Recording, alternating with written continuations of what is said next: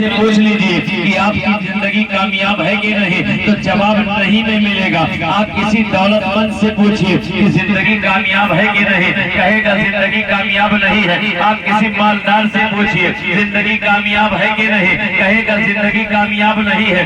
آپ کسی bank balance والے سے پوچھئے کہ آپ کی زندگی کامیاب ہے کہ نہیں، تو کہے گا زندگی کامیاب نہیں ہے۔ آپ کسی بلڈنگ میں رہنے والے سے پوچھئے، کہے گا زندگی کامیاب نہیں ہے۔ آپ کسی پراپرٹی والے سے پوچھئے، کہے گا زندگی کامیاب نہیں ہے۔ آپ کسی بھی کامیاب آدمی آپ کے نظر میں ہو، اس سے سوال کیجئے تو کہے گا زندگی کامیاب نہیں ہے۔ اب سوال پیدا ہوا کہ آخر کامیابی کس چیز کا نام ہے؟ ان سب چیزوں سے پتہ چلتا ہے کہ کامیابی اس چیز کا نام نہیں ہے۔ اگر آدمی نے دولت اکٹھا کر لیا تو کامیابی دولت کا نام نہیں ہے۔ اگر آدمی نے عہدہ حاصل کر لیا تو کامیابی عہدہ حاصل کرنے کا نام نہیں ہے۔ اگر کسی نے بینک بیلنس کر لیا تو کامیابی بینک بیلنس کا نام نہیں ہے۔ اگر کسی کے پاس دنیا کی محبتیں جمع ہو گئی تو دنیا کی محبت جمع ہو جانا یہ کامیابی نہیں ہے۔ پھر کامیابی کیا ہے؟ یہ کسی دنیا دار سے نہیں، آؤ سیدھے پروردگار سے پوچھتے ہیں آخر کامیابی کیا ہے اور کامیابی کہاں ملتی ہے؟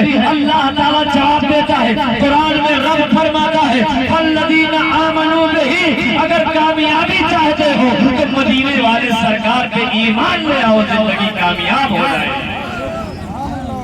نبی کے اوپر ایمان لاؤ، زندگی میں کامیابی مل جائے گی، آپ کی زندگی کامیاب ہو جائے گی۔ لیکن میرے دوستو ایمان لانے کا معنی کیا ہے؟ ایمان لانے کا مطلب کیا ہے؟ یہی آپ کو سمجھنا ہے۔ آج دنیا ایمان ایمان دن بھر چلاتے پھرتی ہے۔ آپ نے کئی بار دن بھر ایمان سنا، ایمان بولا، ایمان کے بارے میں سنا، لیکن حقیقت یہ ہے کہ آپ کو ایمان کے بارے میں پتہ نہیں ہے۔ سنو میرے دوستو، ایمان کیا ہے اور ایمان کا معنی کیا ہے؟ ایمان کا ترجمہ کیا ہے؟ ایمان کا مفہوم کیا ہے؟ ایمان کی تعریف کیا ہے؟ ایمان کی ڈیفینیشن کیا ہے؟ ایمان کی پریبھاشا کیا ہے؟ یہی آپ کو سمجھنا ہے۔ ہم ایمان کہتے ہیں، جو ایمان دن بھر میں کئی بار بولتے ہیں، وہ ایمان کیا ہے اور اس کا معنی مطلب کیا ہے؟ تو سنو، ایمان عربی زبان کا ایک چھوٹا سا شبد ہے، عربی زبان کا ایک چھوٹا سا لفظ ہے، اس کا اردو میں ترجمہ ہوتا ہے مان لینا۔ ایمان کا معنی کیا ہوتا ہے؟ ارے بولو بھیا، ایمان کا اردو میں اور ہندی میں ترجمہ ہوتا ہے مان لینا، یعنی اللہ اور اس کے رسول کو سچے دل سے مان لینا، یہی ایمان ہے۔ اب آپ ذرا سوچئے، ایک ہے جاننا اور ایک ہے پہچاننا اور ایک ہے ماننا، تینوں میں فرق ہے۔ جاننا الگ ہے، پہچاننا الگ ہے، ماننا الگ ہے۔ اگر کوئی رسول کو صرف جانتا ہے تو مسلمان نہیں ہو سکتا ہے، اگر کوئی رسول کو صرف پہچانتا ہے تو مسلمان نہیں ہو سکتا ہے۔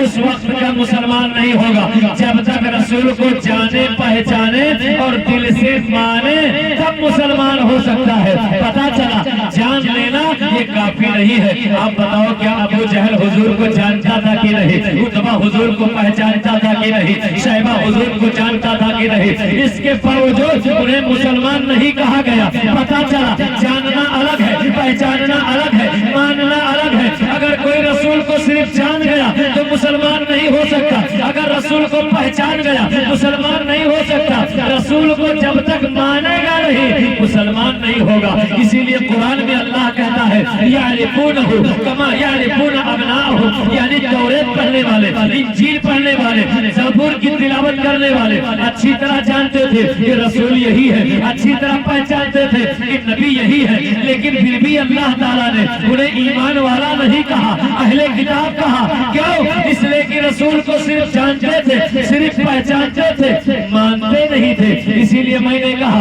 کہ جاننا الگ ہے، پہچاننا الگ ہے، ماننا الگ ہے۔ رسول کو مانیں گے تب مسلمان ہوں گے۔ اب ماننے کا طریقہ کیا ہے؟ ماننے کا طریقہ کیسے ہے؟ اپنے نبی کو کیسے مانا جائے؟ میں آپ کو ایک مثال دیتا ہوں، انشاءاللہ بات 100% آپ کو سمجھ میں آ جائے گی۔ نبی کو ماننے کا طریقہ کیا ہے اور کیسے مانا جائے؟ آپ نے دیکھا ہوگا کہ جب کوئی لائٹ جلتی ہے، روشنی جاتی ہے، اس کے چاروں طرف سے کیڑے مکوڑے آ جاتے ہیں اور روشنی کی طرف منڈرانے لگتے ہیں، اس لائٹ کے پاس آتے ہیں، اپنا سر ٹکرانے لگتے ہیں۔ آپ کئی بار لاکھ کوششیں کرتے ہیں کہ کیڑا یہاں سے بھاگ جائے، لیکن اپنے محبوب کو بلب کو چھوڑ کر نہیں جانا ہے۔ آخر کیوں؟ اس لیے کہ وہ کیڑا اپنے محبوب بلب کو مانتا اسے چھوڑ کر وہ ہرگز جانا پسند نہیں کرے گا. کیوں؟ اس لیے کہ وہ رسول جانتا ہے، اسے مانتا ہے. بلب کو آپ نے دیکھا ہوگا، جب آپ روشنی کرتے ہیں، بلب لگاتے ہیں، ٹیوب لائٹ جلاتے ہیں، موم بتی لگاتے ہیں، تو اس کے چاروں طرف سے کیڑے مکوڑے آتے ہیں، اپنا سر ٹکرانے لگتے ہیں، بار بار آپ کوششیں کرتے ہیں، لیکن اس کے باوجود وہ اپنے محبوب بلب کو چھوڑ کر جانا پسند نہیں کرتا ہے. آپ نے بالٹی میں پانی بھر کے رکھ دیا کہ دوبارہ کیڑا گر کر نہیں اٹھ پائے گا. آپ نے پتیاں لٹکا دیا کہ اس میں سر ٹکرائے گا تو دوبارہ نہیں آئے گا. لیکن آپ کی ساری کوشش بیکار ہوتی ہے، ساری ترکیب بیکار ہو جاتی ہے. آپ جتنی کوشش کرتے ہیں سب پوری کوشش بیکار ہوتی ہے. وہ کیڑا اپنے محبوب بلب کو چھوڑ کر جانا پسند نہیں کرتا ہے. کیوں؟ بلکہ آپ صبح کو اٹھ کر دیکھتے ہیں کہ اس کی چھوٹی سی لاش بغیر کفن کے، بغیر قبر کے پڑی ہوئی زبان حال سے اعلان کرتی ہے، اے دنیا والو، اگر تم کسی کو ماننے کا دعویٰ کرتے ہو تو میرے جیسا جگر پیدا کرو. اگر واقعی تمہارے سر میں کسی کا سودا ہے تو میرے جیسا سر پیدا کرو. اپنے محبوب پہ مر مٹو، کٹ مرو، ٹکڑے ٹکڑے ہو جاؤ، مٹ جاؤ. لیکن کسی کو مان لیا تو پھر مان لیا. تیر کھانا ہے جگر پہ تو جگر پیدا کر، تیر کھانا ہے جگر پہ تو جگر پیدا کر. سر کٹانے کی تمنا ہے تو سر پیدا کر.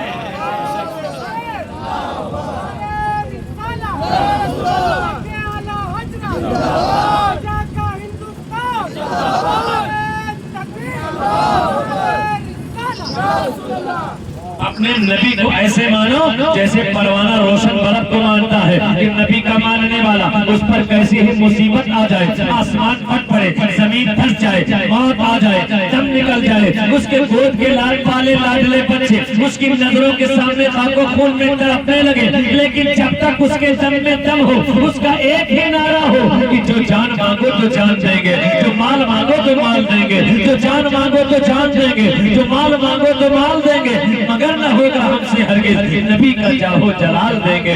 رسول کا ماننے والا وہ خود مٹ جائے گا لیکن نبی کی عظمت پر آنچ نہیں آنے دے گا. نبی کا ماننے والا خود تباہ ہو جائے گا لیکن عظمت مصطفیٰ پر آنچ نہیں آنے دے گا. اس طرح رسول کو مانا جائے. اپنے نبی کو ایسے مانو جیسے پروانہ روشن بلب کو مانتا ہے. اس پر کیسے ہی مصیبت آ جائے اسے برداشت کرنے کے لیے تیار رہے. آج کا ہمارا نوجوان ہے، ذرا سی مصیبت آتی ہے تو دھرم پریورتن کر لیتا ہے. آج کا ہمارا نوجوان ہے، ذرا سی مصیبت آتی ہے تو اسے برداشت کرنے کی چھمتا اس کے اندر نہیں ہے. ایمان کا سودا کر لیتا ہے اور ایمان کا سودا کر کے گمراہی میں چلا جاتا ہے. اے نوجوانوں سنو، آج آپ ذرا سی مصیبت دیکھ کر کے کانپ گئے. آپ ذرا سی مصیبت آئی تو اس پر گھبرا گئے. یاد کرو صحابہ کرام کے دور کو. حضرت بلال حبشی کو کون نہیں جانتا ہے کہ جب وہ ایمان قبول کر لیے تھے تو ان کے آقا نے، امیہ ابن خلف نے حضرت بلال حبشی کے اوپر اتنے ظلم کے پہاڑ توڑے تھے، اتنا ستایا تھا کہ تاریخ بتاتی ہے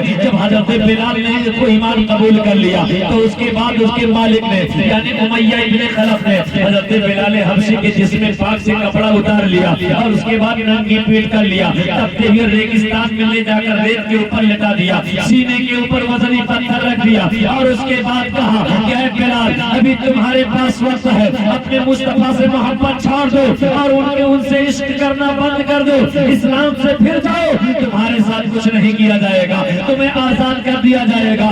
لیکن حضرت بلال حبشی نے کہا تھا، اے نادان، اے امیہ ابن خلف، تو میری جان کی بازی لگانے والا ہے، تو میرے جان کا سودا کرنے والا ہے. سن لے کان کھول کر، میرے پاس تو ایک جان ہے، اگر بلال کے پاس کروڑ جان ہوگی تو نبی کی عظمت پر سب کو قربان کر دوں گا. اسی لیے تو استاد زمان فرماتے ہیں ایک جان کیا ہے اگر ہو کروڑوں، ایک جان کیا ہے اگر ہو کروڑوں، تیرے نام پہ سب کو وعدہ کرو میں.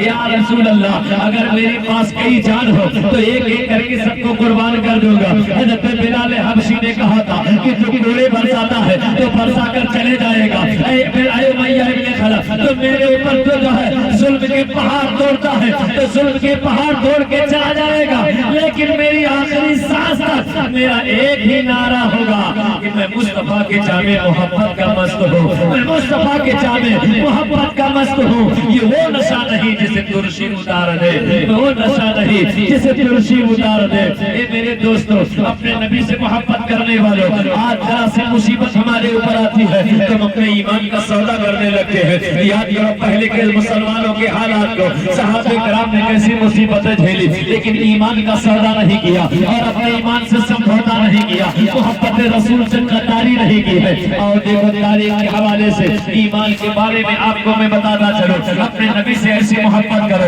جیسے صحابہ اپنے نبی سے عشق اور محبت کیا کرتے تھے کہ ان کے سامنے ایسی مصیبت آئے تو خوشی کے ساتھ انہوں نے پھندے کے پھانسی کے پھندے کو لگانا گوارا کیا، لیکن مصطفیٰ کی عظمت کے ساتھ سمجھوتا نہیں کیا، ایمان کے ساتھ سمجھوتا نہیں کیا۔ اور دیکھتے ہیں ایک بہت مشہور صحابی ہے جن کا نام ہے حضرت سودا رضی اللہ تعالی عنہ، یہ سرکار کے خاص صحابی ہے۔ حضرت سودا کا عشق دیکھیں گے ایمان تازہ ہو جائے گا۔ حضرت سودا وہی ہے جو جنگ بدر کے میدان میں مدینے والے سرکار کے ساتھ میں ہے۔ آج مسلمان کو اپنی تاریخ یاد نہیں ہے، مسلمانوں جنگ بدر اسلام کی ایسی لڑائی کا نام ہے کہ جسے دنیا بھر میں آج چرچا ہے، جس کو پوری دنیا جانتی ہے۔ 313 مسلمان آئے تھے اور رمضان شریف کے مہینے میں روزہ رکھ کر کے تپتے ہوئے دھوپ میں آئے تھے۔ رمضان کی 17 تاریخ تھی، 313 مسلمان آئے تھے اور ان سے مقابلہ کرنے کے لیے 1000 لوگ آئے تھے۔ اور سنو، 1000 لوگ جو آئے تھے ان 1000 لوگوں میں سب پہلوان تھے، ان کے پاس لڑائی کے ہتھیار تھے، ان کے پاس لڑنے کے آلے تھے، سب کے پاس گھوڑے تھے، کھانے کے کھجور تھے۔ اور جو مسلمان 313 آئے تھے 1000 لوگوں کے مقابلے میں جو آئے تھے وہ 313 لوگوں میں صرف 2 لوگوں کے پاس گھوڑے تھے، کئی لوگوں کے پاس تلوار نہیں ہے، کسی کے پاس لڑنے کے لیے نیزہ نہیں ہے، کئی ایسے لوگ ہیں جو نہتے آ گئے ہیں، کھانے کے لیے کوئی سامان نہیں ہے۔ 313 قریب مسلمان ہے۔ مدینے والے سرکار آئے اور بیت بدر کے میدان میں گئے، میرے آقا صلی اللہ علیہ وسلم نے رب کی بارگاہ میں دعا کر دیا، اے پروردگار تیرا حکم تھا، آج یہ مسلمان 313 آئے ہیں تیرے کلمے کو بلند کرنے کے لیے، اگر آج یہ شکست کھا گئے تو دنیا تیرے عبادت کرنے والا دنیا میں کوئی نہیں ہوگا۔ اے مولا اگر آج یہ مسلمان شکست کھا گئے تو تیری عبادت دنیا میں کرنے والا کوئی نہیں ہوگا۔ اللہ کے رسول نے اتنا دعا کیا اور ہوا یہ کہ ہم خود صحابی کہتے ہیں کہ جنگ بدر کے حالات ایسے تھے کہ ہم لوگ تلوار لے کر کے جب آگے بڑھے اور اگر کسی کو کاٹنا چاہا، کسی کو مارنا چاہا تو ہمارے مارنے سے پہلے ہی اس کی گردن کٹ گئی، اس کا جسم الگ ہو گیا اور کوئی ہمارے آگے چل رہا ہے اور کہنے والا کہہ رہا ہے اس طریقے کوئی کہنے والا کہہ رہا ہے کہ اقدم حیزوم اقدم حیزوم۔ وہ صحابی کہتے ہیں کہ ہم نے جب یہ بات سنی تو سن کر گھبرا گئے، جب جنگ ختم ہو گئی مسلمان کامیاب ہوئے اور 1000 لوگوں کو شکست پاس دیا۔ اللہ قرآن میں اعلان کرتا ہے وَلَقَدْ نَصَرَكُمُ اللَّهُ بِبَدْرٍ وَأَنْتُمْ أَذِلَّةٌ۔ اے محبوب اللہ نے بدر میں تمہاری مدد کیا ہے جب تم بے سر و سامان تھے۔ ایسے حالات میں جب رسول پاک صلی اللہ علیہ وسلم کامیاب ہوئے، صحابہ کرام کو اکٹھا کیا، صحابی رسول آئے، ایک صحابی آگے بڑھے، کہنے لگے یا رسول اللہ جب تلواریں چل رہی تھی ہم آمنے سامنے تھے، جب تلوار چل رہی تھی ہمارے مقابلے میں دشمن آ رہے تھے، ہم نے کسی کے اوپر تلوار چلائی تو ہم نے ایک آواز سنی کہ تلوار لگنے سے پہلے آدمی کٹ گیا۔ کوئی کہنے والا کہہ رہا ہے اقدم حیزوم اقدم حیزوم۔ اتنا میرے نبی سنتے ہیں، آقا ارشاد فرماتے ہیں اے صحابہ کیا تمہیں معلوم نہیں ہے کہ یہ آواز لگانے والا کون تھا؟ سنو یہ کوئی عام آدمی نہیں ہے بلکہ آواز لگانے والے حضرت جبریل علیہ السلام ہے۔ اور حیزوم یہ حضرت جبریل علیہ السلام کے گھوڑے کا نام ہے۔ وہ کہہ رہے تھے حضرت جبریل کہہ رہے تھے اے حیزوم آگے ہو جاؤ۔ حضرت جبریل امین اپنے ساتھ میں گھوڑے کو لے کر آئے تھے اور اسی کے ساتھ مسلمانوں کی مدد کر رہے تھے۔ جب ایمان پکا ہو تو اللہ تعالیٰ اپنے ساتھ میں مدد کرنے کے لیے فرشتوں کو اتار دیتا ہے۔ قرآن گواہی دیتا ہے، اللہ نے فرمایا وَلَقَدْ نَصَرَكُمُ اللَّهُ بِبَدْرٍ وَأَنْتُمْ أَذِلَّةٌ۔ اللہ تعالیٰ نے بدر میں تمہاری مدد کیا جب تم بے سر و سامان تھے۔ اے مسلمانوں ذرا غور کرو اور ماشاءاللہ